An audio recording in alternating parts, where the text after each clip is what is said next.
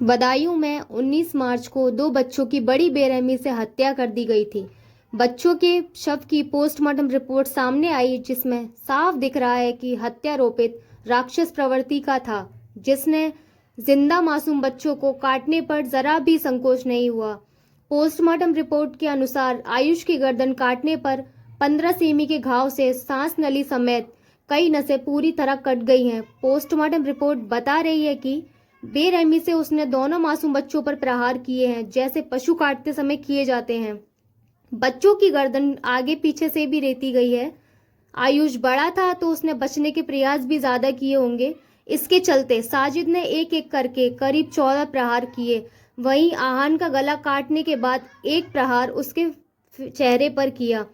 फर्श और दीवार पर पाए गए खून से सनी हथेलियों के निशान दोनों आरोपी साजिद जावेद मासूम बच्चे आयुष आहान के घर वालों को अच्छी तरह से जानते थे।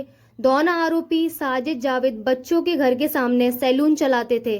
दोनों बच्चे जो मारे गए हैं वो भी साजिद और जावेद से बाल कटवाने जाते थे। हैरानी की बात यह है कि ये दोनों मदद मांगने के नाम पर घर में घुसे और दोनों बच्चों का मर्डर करके भाग गए। ये आरोपी पुलिस की एफआईआर के मुताबिक 19 मार्च की शाम को करीब 7 बजे के करीब साजिद और जावेद इन बच्चों के घर में पहुंचते हैं। घर में पहुंचकर बच्चों की मां से अपनी पत्नी की डिलीवरी के लिए 5,000 रुपए की मदद मांगी, जिसने बच्चों की मां ने साजिद के बारे में अपने पति को बताया। पति ने कहा कि हाँ ठीक है, पैसे दे दो, तो वो कमरे में चली गई पैसे लेने के लिए। इस दौरान साजिद ने संगीता से घबराहट महसूस होने की बात की, छत पर चला गया। साजिद अपने साथ जावेद को भी साथ ले गया और संगीता के बड़े बेटे को आयुष को पानी लाने के लिए कहा। आयुष के साथ उसका छोटा भाई आहान भी था।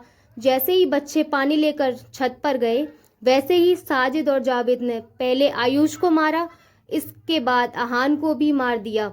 इन दोनों की आवाज सुनकर इनका तीसरा छोटा भाई पीयूष दौड़ा गया और उसको भी मारने की कोशिश की। इसके दौरान साजिद का पैर फिसल गया और पीयूष भागकर नीचे आ गया।